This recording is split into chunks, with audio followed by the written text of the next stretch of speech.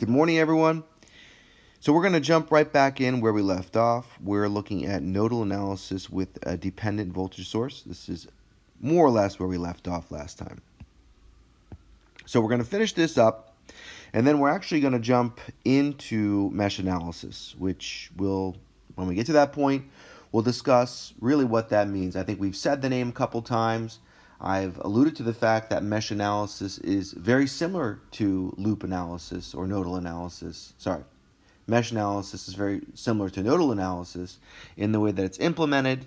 We're going to be taking the circuit and be translating it to a system of equations, a matrix representation of the system, and then solving using linear algebra.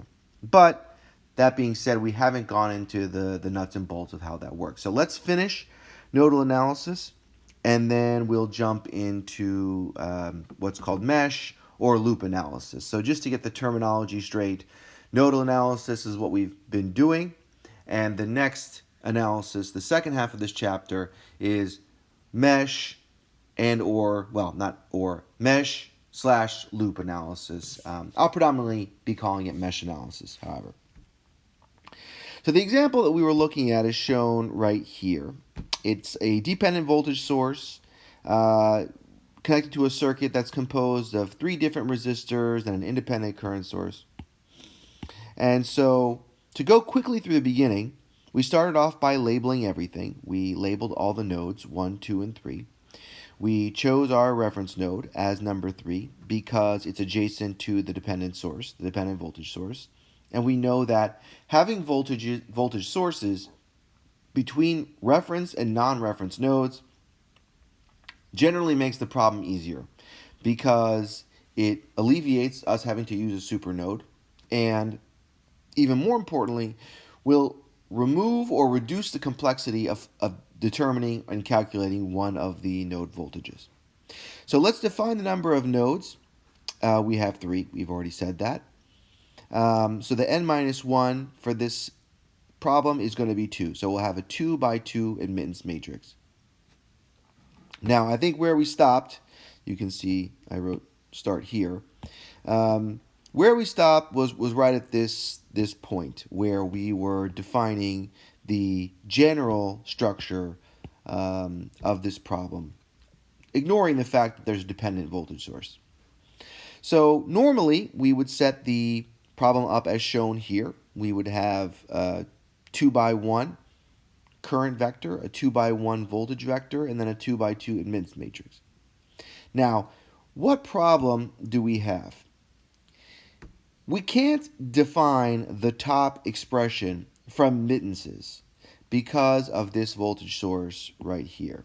And again, what we're saying is that we cannot apply KCL effectively to that node number 1 because we don't know or we don't have any way of defining what is this current right here. Okay, there is no Ohm's law for voltage sources. So there's no defined relationship between the V and the I. So what are we going to do to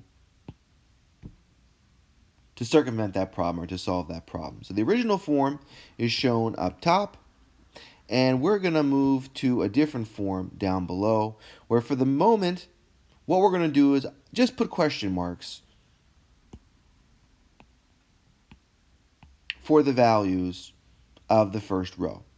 The second row should be fine because we have no dependent voltage sources adjacent to that node, and so we can use the same definitions, the by inspection definitions that we've been using previously.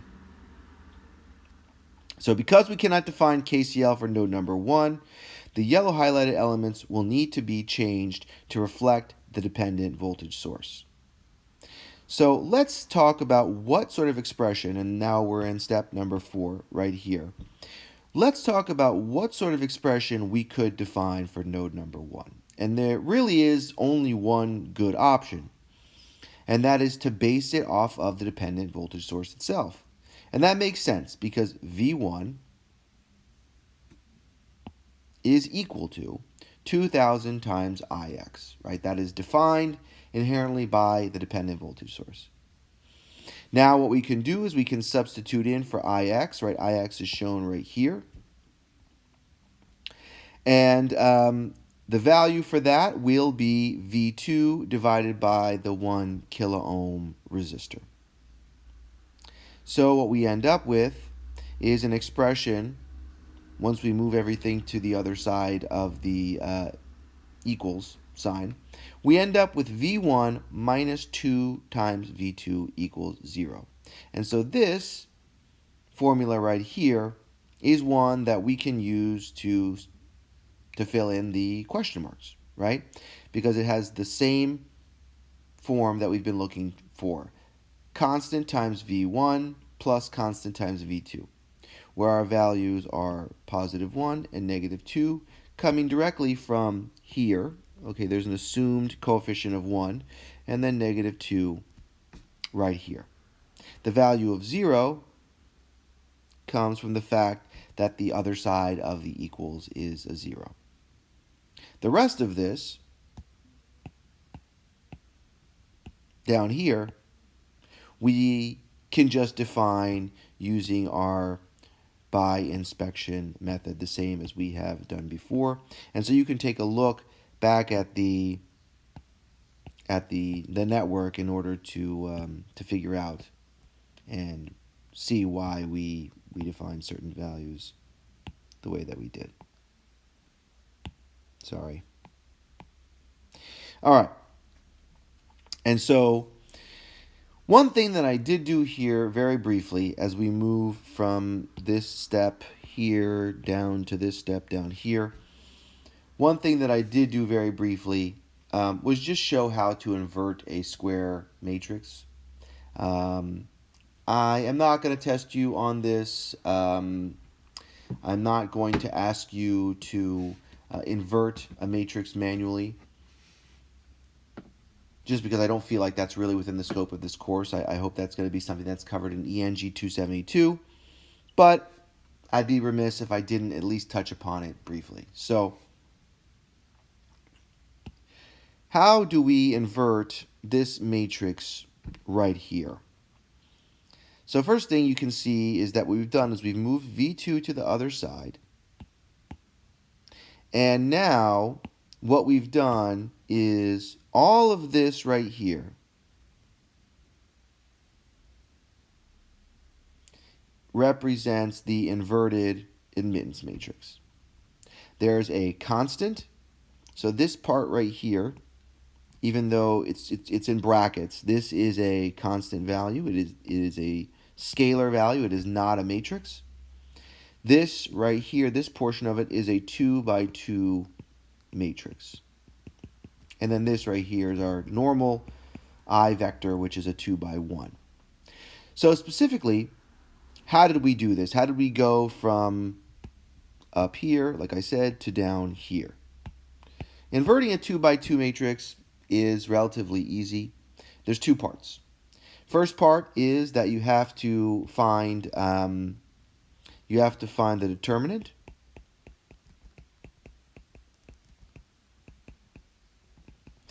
Which in this case is, so if you take a matrix that has A, B, C, D, the determinant of that matrix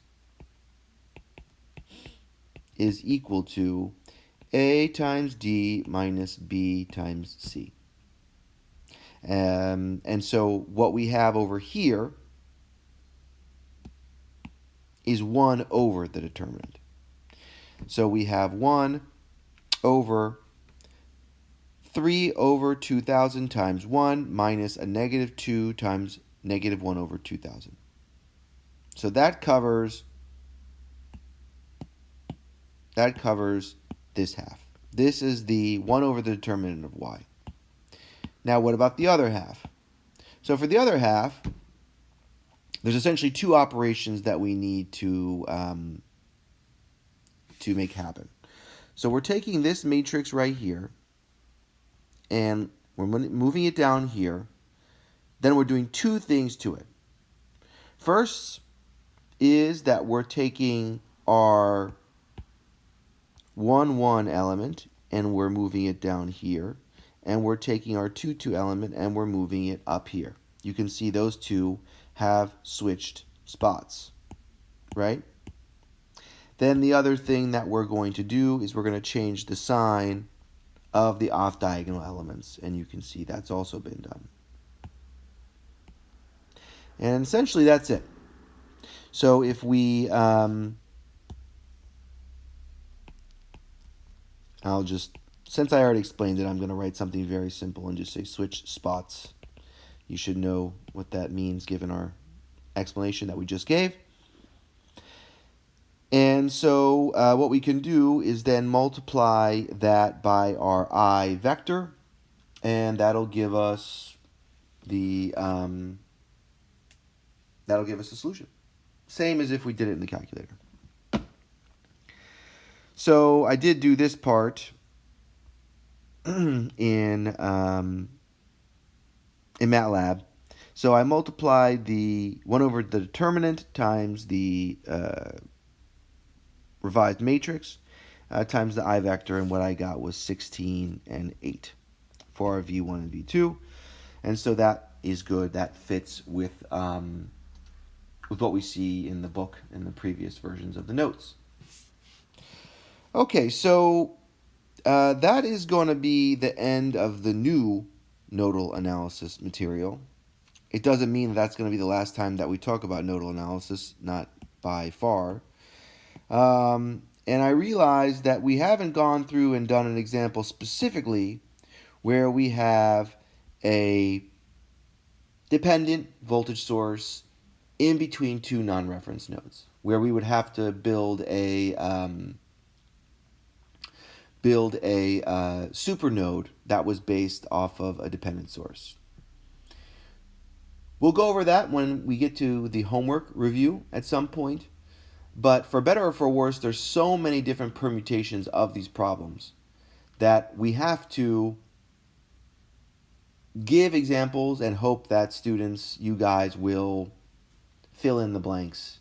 So that's one type of problem to take a look out for when you're doing your homeworks. That you may want to be especially careful of is a nodal analysis problem with a dependent source between two non-reference nodes, where you would have to build a super node from the dependent voltage source.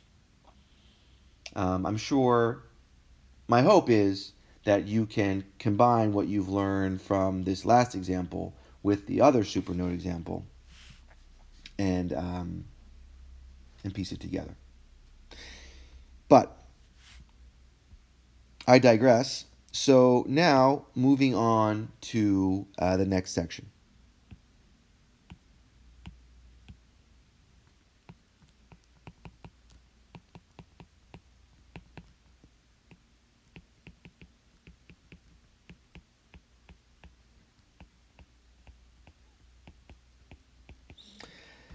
And that's going to be mesh/loop analysis. I'm going to stop using two names for it. I'm just going to call it mesh analysis.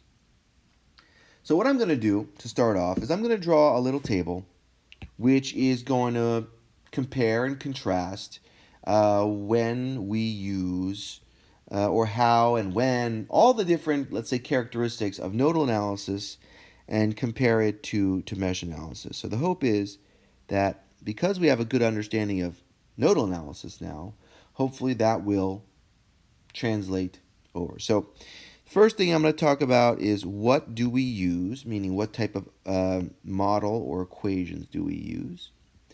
I'm going to talk about what is it that we solve for.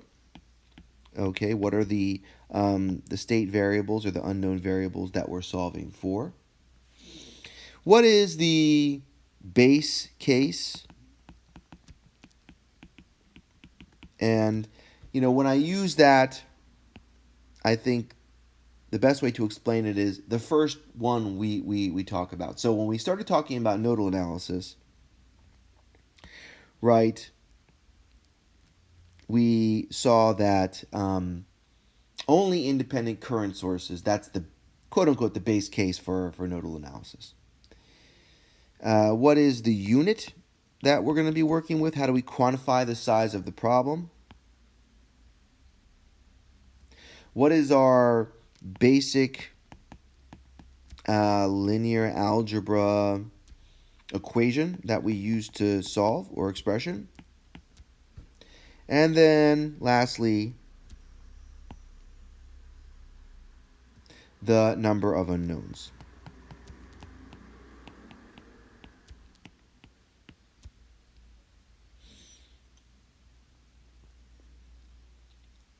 All right, so we'll go over all these values for nodal analysis, and then we will go over all of these values for mesh analysis. When we perform nodal analysis, we predominantly rely on KCL, right? The expressions are based off of analyzing the nodes using KCL, hence the name nodal analysis. Mesh analysis is going to be based off of KVL, and so that is part of the reason why it's called loop or mesh analysis, because we're going to be analyzing the loops, not the nodes.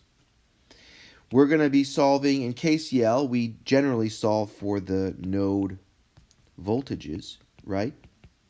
As you can see in our previous example, going back here, right, what we solved for was V1 and V2. Now in KVL, we're going to be solving for loop currents that we will define a priori. The base case for nodal analysis is one where we have resistors ... and independent current sources only. For mesh analysis, ... resistors and independent, running out of space, voltage sources only. So that will be our starting point. Just highlighting the differences: current, voltage. The basic unit for nodal analysis is the node, right? We base all of our equations on defining a behavior for each node. For mesh analysis, we're going to be defining behavior, again using KVL, for each loop. Now this is one of the things that's going to make mesh analysis a little bit different than nodal analysis. There are fewer options, or what seems like to be fewer options, for defining the nodes, how we define the nodes in the system. Although they're really, you could move the reference node to any point in the circuit, so there's lots of different permutations. That being said, normally with these problems, the reference node is at the bottom, and it's sort of understood where the reference node is going to be placed. With mesh loop analysis, it's a little bit less understood how we're going to do that. And what I mean by that is the convention is not as strong. There's going to be lots of different ways that we can define these loops. So we'll get to that. We'll talk about that more when we get to it. The basic expression we solve for is our admittance matrix times our voltage vector equals our current vector, and then we're going to be using the opposite here, where we're going to have an impedance matrix times a current vector. So as you can see, these two equations are they say the same thing. They're both just statements of Ohm's law.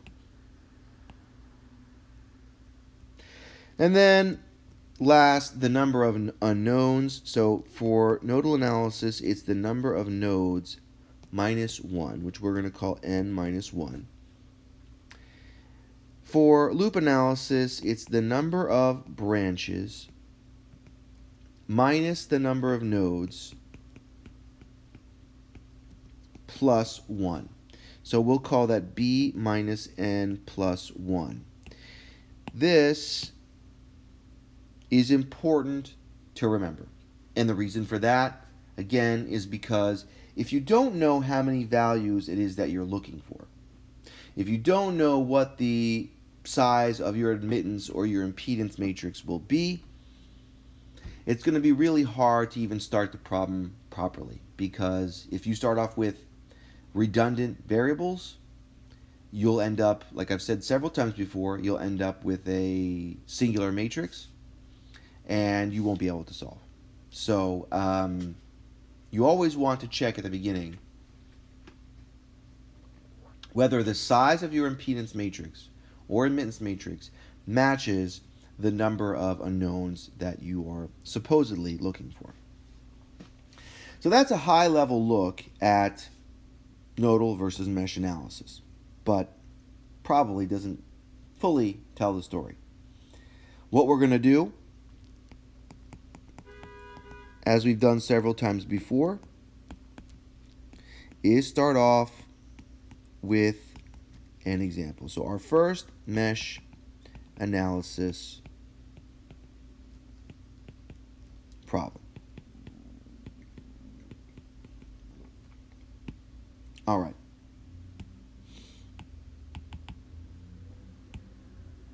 So let me take a second here to draw it.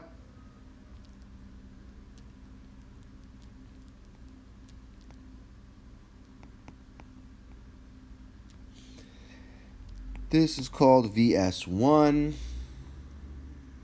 We have a resistor R1. We have a resistor R3. Now, similar to nodal analysis, we will start off by solving the problem using the expressions themselves. So we'll be writing everything out and then putting it into a matrix form. But there will be an inspection method that we learn. And so for certain types of problems, you will be able to use that to solve. But we're going to begin at the beginning, which again is going to require us to use KVL. All right, so this is the problem that we're going to solve. Step 1,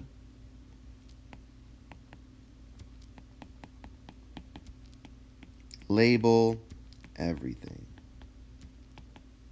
We have moved on from the point of labeling all the individual voltages across the resistors. Normally what we do now is we just define nodes and then we use a double subscript notation to go from there. And so we're going to keep using that. So let's label our nodes. Again, we have to be careful to make sure that there are all electrically independent from one another. In this case, there's no branch that's a short, so there's 6 nodes. Next, and so, well, just for the sake of giving an example, again, right, we would refer to this current as I3. We would refer to this current as I34. So the same notation we've been using. And we could also call this voltage right here V23, the same as VS2. Okay, so we labeled everything. And now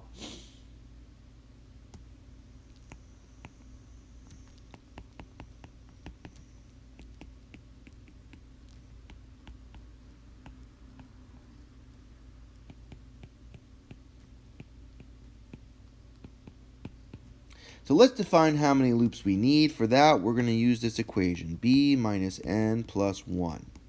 So what's the number of branches that we have for this circuit? This was a question I asked you in the previous quiz to tell me how many branches there were in a given circuit. Again, a branch is any span within the circuit that connects 2 nodes, electrically independent nodes, is part of the completed circuit, meaning it's part of a loop, a completed loop. and that does not have a 0 voltage across it. That's not shorted out. So what we have real quick is 1, 2, 3, 4, 5, 6, 7. We have 7 branches.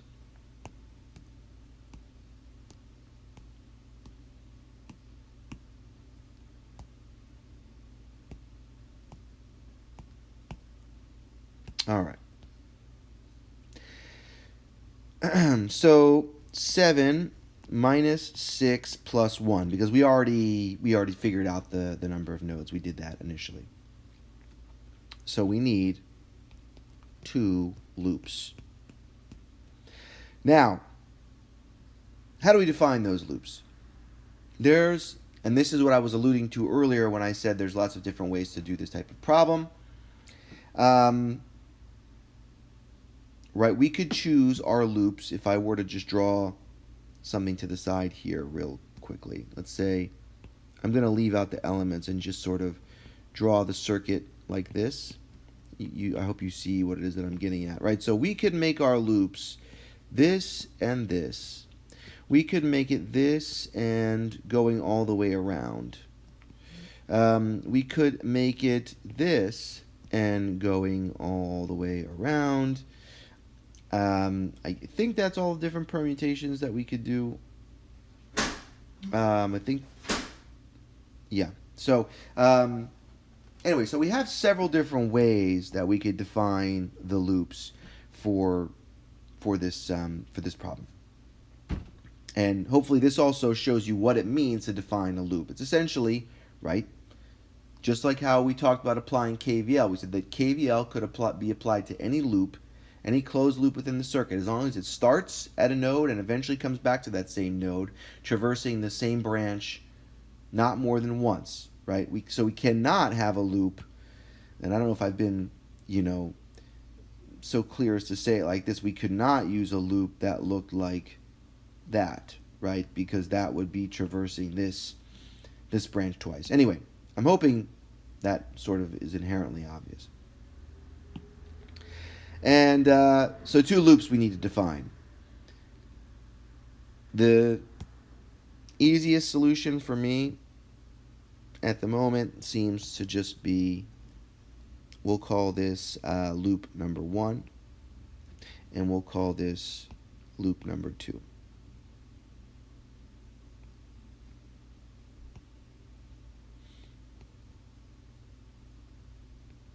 I'm going to say IA and IB. Okay.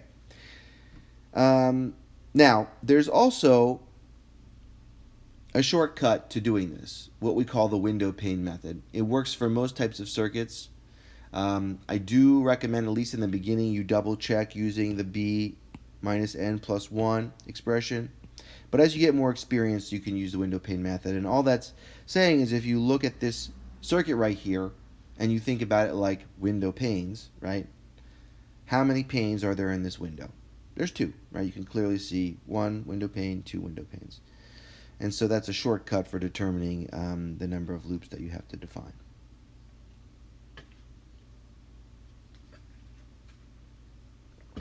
All right. So to keep moving on. So we defined how many loops we needed. And we're also, which I'll put in here as a step number 3, label loops A and B, which we've done. Now,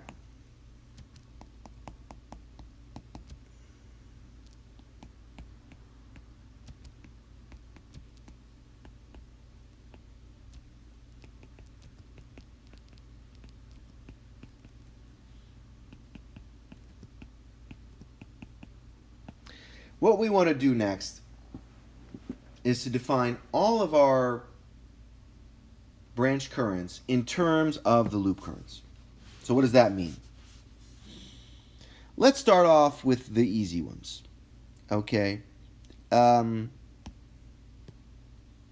the current flowing right here, I34, is going to be equal to IB. And the reason for that is because the only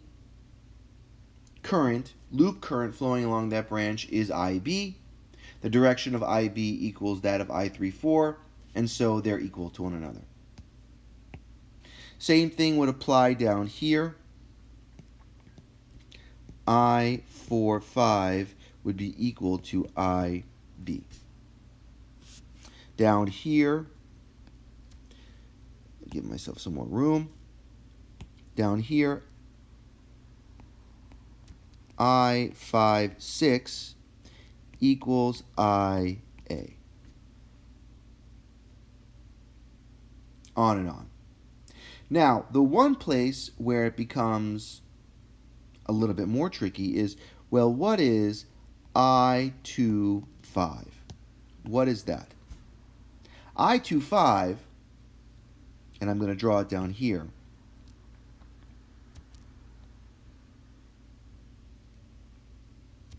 So this is node 2, this is node 5. I have current I25 flowing through it. And then if we see adjacent to it, we have IA and we have IB.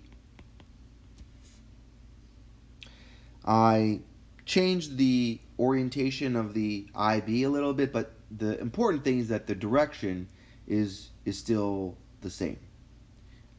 It's going, both of them are heading heading clockwise. Okay, so what is I25?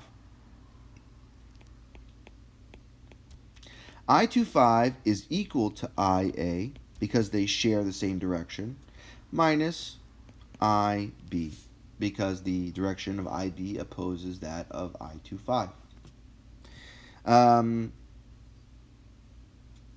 Just to write that more clearly, I feel like I wrote it sloppily, but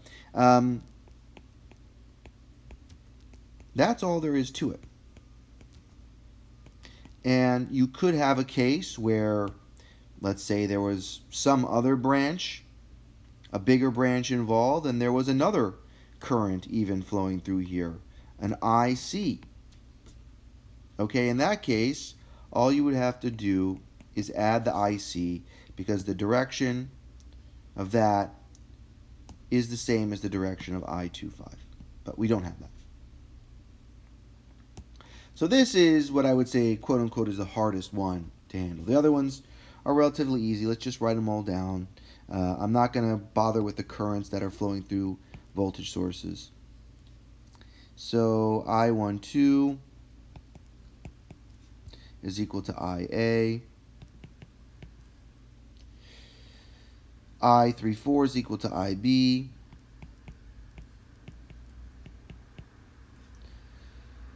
I45 is equal to IB. I56 is equal to IA. Right, these are all branches that only touch one of the two loop currents. And then the final one is I25, which is equal to IA minus IB. So that's another tricky part of doing mesh analysis, is the need, because what we're gonna be doing is we're gonna be solving. We said before that we're solving for the loop currents, right?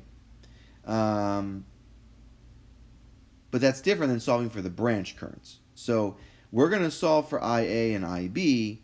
We still need a way to relate IA and IB to all the currents in the circuit, and that's what's shown right here. Okay. Later on, when we do this type of problem again, hopefully you can just do this in your head, so there won't be a need for a step 4 to write all this out, one by one. You should just be able to do that translation in your head. Okay, step number 5.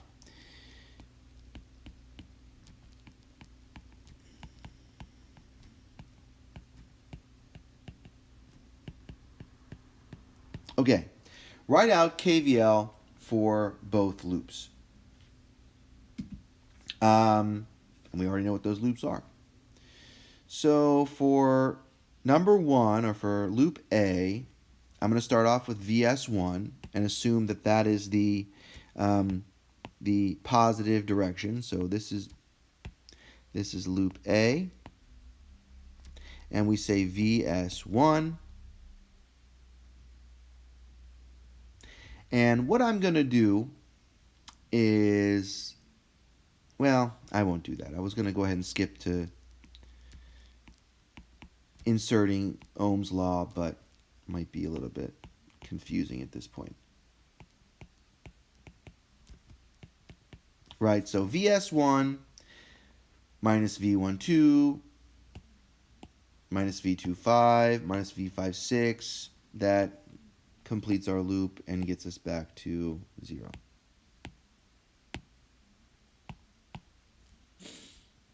Whoops. All right. Next, loop B. So for that, I'm going to start off at VS2.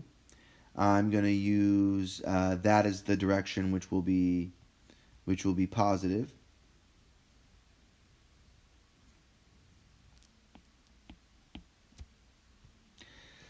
So VS2 plus V34, because now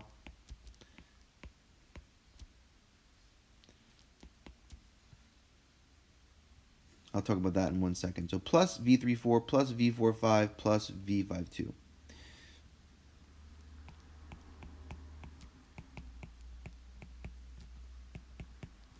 Okay. Now note that I could have written it like this.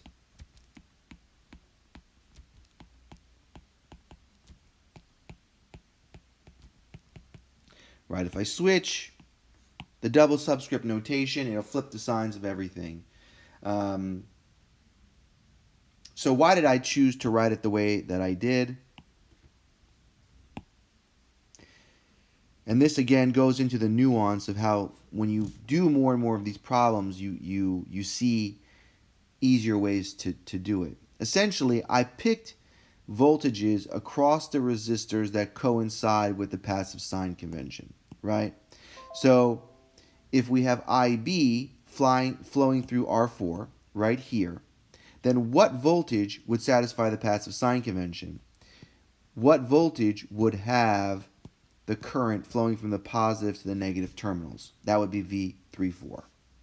And so that's the reason why we used V34 down here and not a minus V43. Again, you could use V43, and I know sometimes students think like when I say that it's confusing and intentionally being vague, but I give you ways to do the problems that I think are easier and that make sense. I adhere to certain rules. One of them I really strongly adhere to is trying to always define currents and voltages across passive elements according to the passive sign convention. But you can, if you account for the signs in your Ohm's law, you can do it either way. All right. So next, we are going to substitute for Ohm's law. Now, hopefully, all of you who are listening to this can see that this method, this strategy, is very close to what we did when we first introduced nodal analysis, right? What we did was we defined the circuit according to the nodes, we defined a reference node, we wrote out KCL for all of our nodes, and then we substituted for Ohm's law, and then we put it into a matrix form. That's what we're going to do here, except we're using KVL, then we substitute for Ohm's law, then we are going to eventually put it into the matrix form. All right, so let's substitute for Ohm's law. So we have VS1 minus I12R1 minus I25R3 minus I56R2 equals 0. Now we already have definitions for all of these up here. So this one will pull down here.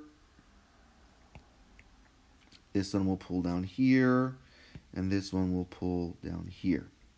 So we already know that this will be equal to IA. This will be equal to IA minus IB, and this will be equal to IA.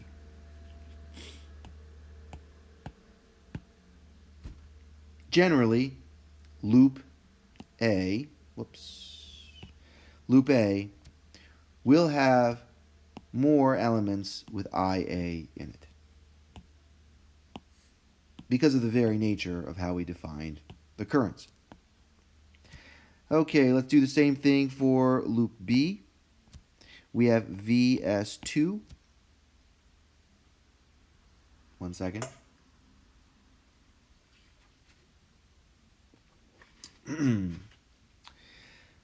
Plus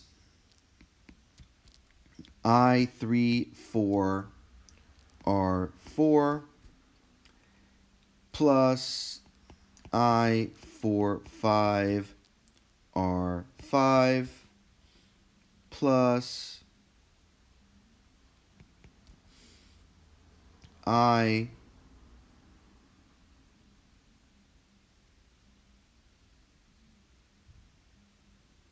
one second here plus I, so which ones have we done? I lost track for a second. We've done this, we've done, okay, wait, I'm comparing the wrong things. We've done this, okay, good, this, we've done this, okay, we're missing 5-2. I 5-2 times R3.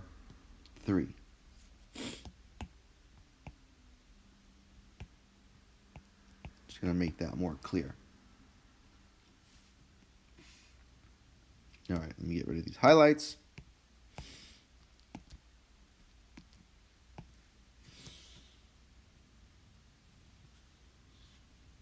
Sorry, I'm just making sure that what I have matches. It does.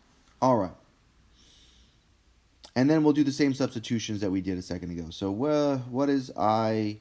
So we know inherently that this is equal to negative I52, right? So this will be IB minus IA. I45, we already said is IB. I34 is IB. Okay. So now we ask ourselves, what's the problem here?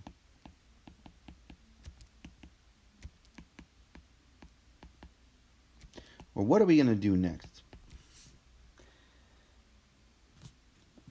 We want to solve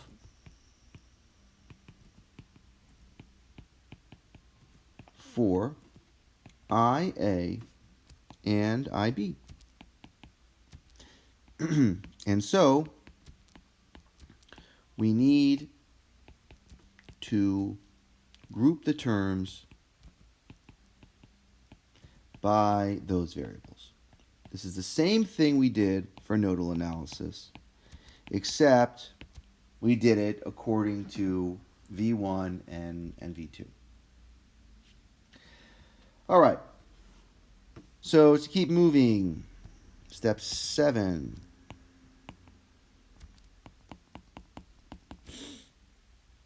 Is going to be group by loop currents.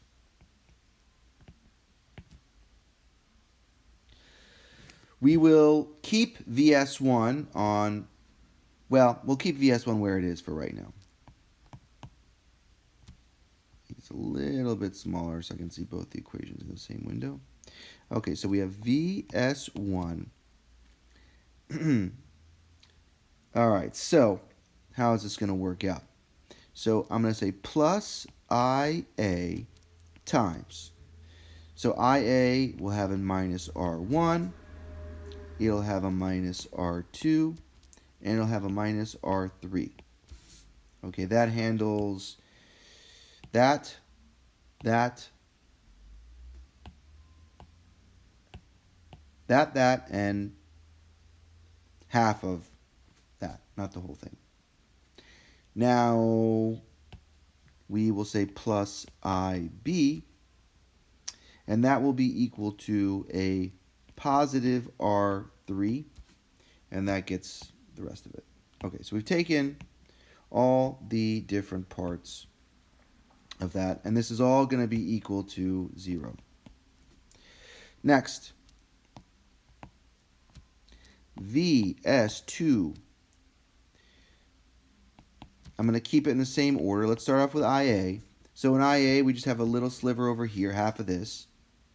And that's going to give us a positive R3. Now plus IB. We pull out a... sorry, this should be negative. I apologize here. It's negative.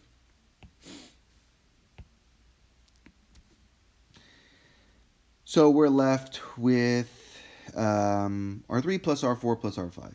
R3 plus R4 plus R5 equals 0.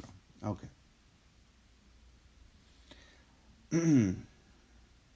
Now, a couple things we can do here real quick. I'm going to move the constants to the other side.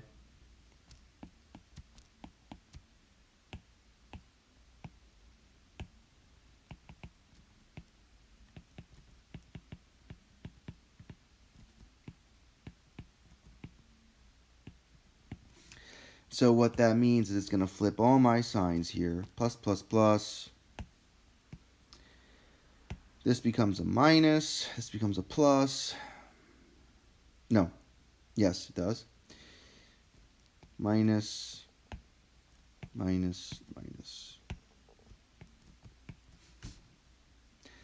Now, you're probably going to ask, well, why are you going to undo that? Because now what I'm going to do is I'm going to multiply both sides by a -1,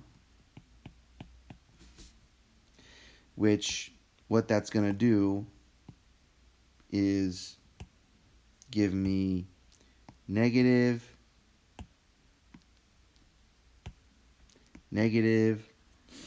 plus, plus, plus. Well, that was what seemed like a rather unnecessary way to treat this, these equations. Why did I do that? If you remember back when I introduced nodal analysis, I was a little bit picky about defining the independent current source as positive when it's flowing into the node. And I said, we just want to do it that way because it'll make things easier later on and help our form of our problem agree with the by inspection method. Same thing here.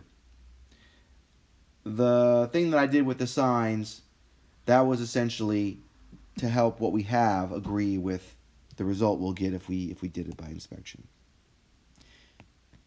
We didn't change the expression in any way. We just flipped signs several times. Okay, so now let's put this into a matrix form. So, what's the form of that? We have on one side our VS1 positive, our negative VS2. These are both independent voltage sources.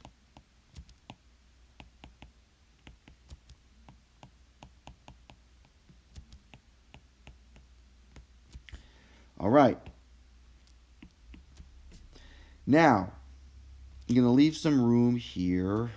Let's put this like this. This is going to be our impedance matrix. And over here, we'll have IA and IB.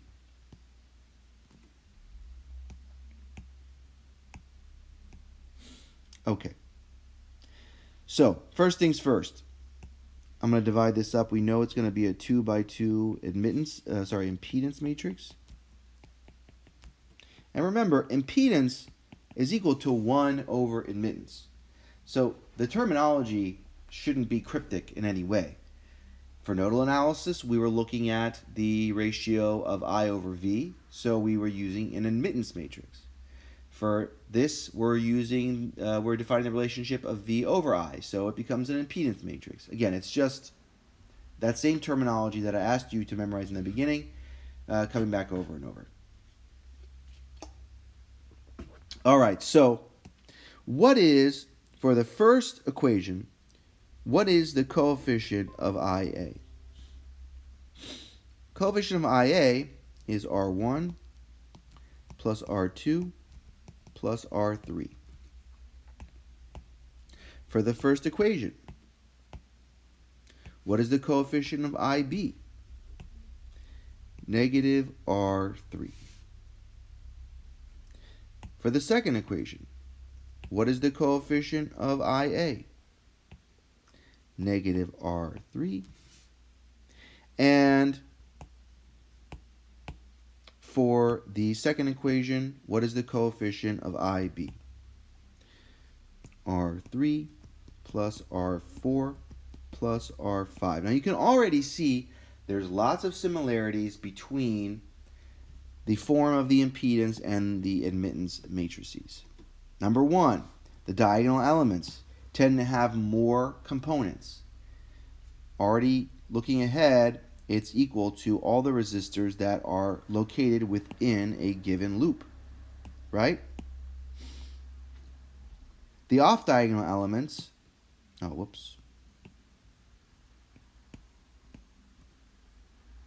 The off-diagonal elements are negative, generally one component, although there can be more than one, and is equal to the resistance that is shared by the two loops, right? R3 is the only one through which both IA and IB pass, and that's the reason why it falls in the off-diagonal. So we're going to spend more time giving a better, more formal introduction to mesh analysis by inspection, but hopefully you can see really get the nuts and bolts of it right off the bat. Okay. So the next thing that we are going to talk about is going to be, well, getting more into the detail of mesh analysis by inspection. And actually, I'd like to leave that for next time because that's a pretty in-depth topic, and I feel like we've already done a good amount of introduction today. So I'm going to call it there. Please spend the time between this lecture and next reviewing this video, as well as the one that we had from the previous lecture, which was in person, and going over specifically this example right here. I think that coming into next class with some good basic understanding of how to do mesh analysis would be a great start. So we'll call it there, and we'll continue on with this starting next class. Okay. Thanks for your attention. Have a good weekend.